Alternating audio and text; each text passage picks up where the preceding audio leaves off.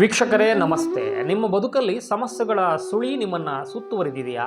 ಎಷ್ಟೇ ಪ್ರಯತ್ನ ಪಟ್ಟರೂ ಕೈಗೆ ಬಂದ ತುತ್ತು ಬಾಯಿಗೆ ಬರ್ತಾ ಇಲ್ವಾ? ಸಾಲದ ಬಾಧೆ, ಉದ್ಯೋಗದಲ್ಲಿ ಕಿರಿಕಿರಿ ಅಥವಾ ಮನಸ್ಸಿಗೆ ಶಾಂತಿ ಅನ್ನೋದೇ ಇಲ್ಲದೆ ತೊಳಲಾಡ್ತಾ ಇದ್ದೀರಾ? ಹಾಗಿದ್ದರೆ ಇಂದಿನ ಈ ವಿಶೇಷ ವಿಡಿಯೋ ನಿಮಗಾಗಿ.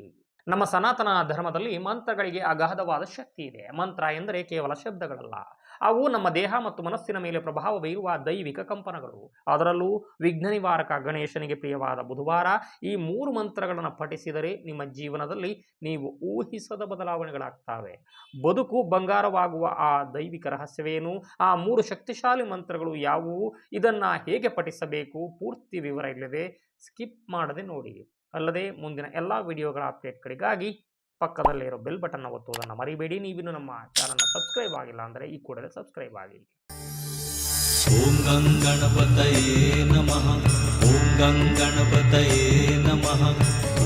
ವೀಕ್ಷಕರೇ, ಯಾವುದೇ ಪೂಜೆ ಇರಲಿ, ಹೋಮ ಹವನವಿರಲಿ, ಮಂತ್ರಗಳಿಲ್ಲದೆ ಅದು ಪೂರ್ಣವಾಗದು. ಯಾಕೆ ಗೊತ್ತಾ? ಮಂತ್ರಗಳನ್ನು ದೇವತೆಗಳ ಶರೀರ ಎಂದು ಹೇಳಿವೆ ಪುರಾಣಗಳು.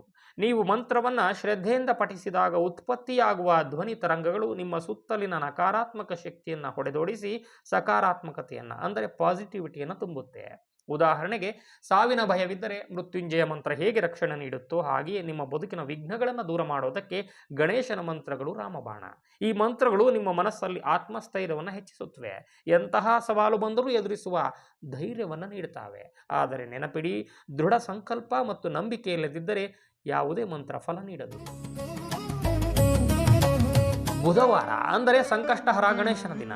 ಈ ದಿನ ಬ್ರಾಹ್ಮಿ ಮುಹೂರ್ತದಲ್ಲಿ ಎದ್ದು ಸ್ನಾನವನ್ನು ಮಾಡಿ ಗಣೇಶನಿಗೆ 11 ಅಥವಾ 21 ಗರಿಕೆಗಳನ್ನು ಅರ್ಪಿಸಿ ಪೂಜೆಯನ್ನು ಆರಂಭಿಸಿ. ಮೊದಲು ಪಠಿಸಬೇಕಾದ ಮಂತ್ರ ಅತ್ಯಂತ ಶಕ್ತಿಶಾಲಿಯಾದುದು. ಓಂ ಗಂ ಗಣಪತಿಯೇ ನಮಃ ಅಥವಾ ಸುದೀರ್ಘವಾದ ಗಣೇಶ ವಿದ್ಯಾಮಂತ್ರವಿದು. ಈ ಮಂತ್ರವನ್ನ 108 ಬಾರಿ ಜಪಿಸ್ತಾ ಅಕ್ಷತೆಯನ್ನು ಗಣೇಶನಿಗೆ ಅರ್ಪಿಸಬೇಕು. ಹೀಗೆ ಸತತ 11 ಅಥವಾ 21 ಬುಧವಾರ ಮಾಡಿದರೆ ನಿಮ್ಮ ಉದ್ಯೋಗ, ವ್ಯವಹಾರ ಮತ್ತು ಆರ್ಥಿಕ ಸ್ಥಿತಿಯಲ್ಲಿ ಹಠಾತ್ ಏಳಿಗೆ ಕಾಣುತ್ತೀರಿ. ನಿಮ್ಮ ಸಂಕಲ್ಪ ಎಷ್ಟು ದೃಢವಾಗುತ್ತೋ ವಿಘ್ನಗಳು ಅಷ್ಟೇ ವೇಗವಾಗಿ ಕರಗುತ್ತೆ. ಎರಡನೆಯ ಮಂತ್ರ ಜೀವನದಲ್ಲಿ ಯಶಸ್ಸು ಮತ್ತು ಬುದ್ಧಿವಂತಿಕೆಯನ್ನು ನೀಡುವ ಗಣೇಶ ಗಾಯತ್ರಿ ಮಂತ್ರ. ಓಂ ಏಕದಂತಾಯ ವಿದ್ಮಹೆ ವಕ್ರತುಂಡಾಯ ಧೀಮಹಿ ತನ್ನೋ ದಂತಿ ಪ್ರಚೋದಯಾತ್. ಈ ಮಂತ್ರವನ್ನು ಬುಧವಾರ ಮಾತ್ರವಲ್ಲ, ಪ್ರತಿನಿತ್ಯ ಪಠಿಸಬಹುದು. ಯಾರು ಈ ಮಂತ್ರವನ್ನು ಜಪಿಸ್ತಾರೋ ಅವರಿಗೆ ಸನ್ನತಿ ದೊರೆಯುತ್ತೆ. ನೆಮ್ಮದಿ ಇಲ್ಲದವರು, ಮಕ್ಕಳು ಓದಿನಲ್ಲಿ ಹಿಂದುಳಿದಿದ್ದರೆ ಈ ಮಂತ್ರವನ್ನು ಮನೆಯಲ್ಲಿ ಪಠಿಸೋದಕ್ಕೆ ಹೇಳಿ. ಇದು ಮನೆಯಲ್ಲಿರೋ ವಾಸ್ತುದೋಷ ಮತ್ತು ಮಾನಸಿಕ ಒತ್ತಡವನ್ನು ನಿವಾರಿಸಿ ಸಕಾರಾತ್ಮಕತೆಯನ್ನು ತುಂಬುತ್ತೆ. ನಿಮ್ಮ ಸುತ್ತಮುತ್ತಲಿನ ಸಮಸ್ಯೆಗಳು ಮಂಜಿನಂತೆ ಕರಗೋದಕ್ಕೆ ಇದು ಅತ್ಯುತ್ತಮ ಮಾರ್ಗ. ಕೊನೆಯದಾಗಿ ಅತ್ಯಂತ ಪರಿಣಾಮಕಾರಿ ಮಂತ್ರ ಅಂದರೆ ಅಥರ್ವ ಶೀರ್ಷ. ಅಥರ್ವ ಅಂದರೆ ಶಾಂತಿ, ಶೀರ್ಷ ಎಂದರೆ ಮಸ್ತಕ, ಅಂದರೆ ಮಸ್ತಕಕ್ಕೆ ಅಥವಾ ಮನಸ್ಸಿಗೆ ಶಾಂತಿ ನೀಡುವ ಸ್ತೋತ್ರವಿದು.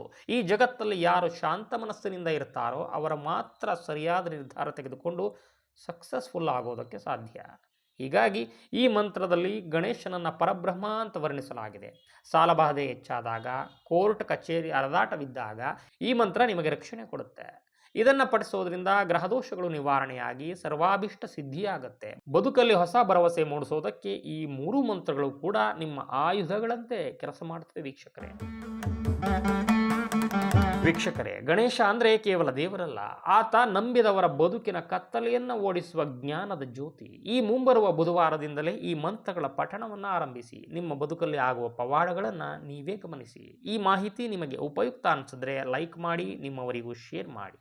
ಅಲ್ಲದೆ ನೀವಿನ್ನು ನಮ್ಮ ಡಂಗೂರ ಕರ್ನಾಟಕ ಚಾನಲ್ ಸಬ್ಸ್ಕ್ರೈಬ್ ಆಗಿಲ್ಲ ಅಂದರೆ ಈ ಕೂಡಲೇ ಸಬ್ಸ್ಕ್ರೈಬ್ ಆಗಿ. ಇಂತಹ ಅನೇಕ ದೈವಿಕ ಮತ್ತು ಆಧ್ಯಾತ್ಮಿಕ ಮಾಹಿತಿಗಳು ನಿಮಗೆ ಸಿಗ್ತವೆ. ಮುಂದಿನ ವಿಡಿಯೋದ ಎಲ್ಲ ಅಪ್ಡೇಟ್ಗಳಿಗಾಗಿ ಬೆಲ್ ಬಟನ್ ಒತ್ತೋದನ್ನು ಮರೆಯಬೇಡಿ. ಶುಭವಾಗಲಿ. ಓಂ ಗಂ ಗಣಪತಿಯೇ ನಮಃ. ಓಂ ಗಂ ಗಣಪತಯೇ ನಮಃ.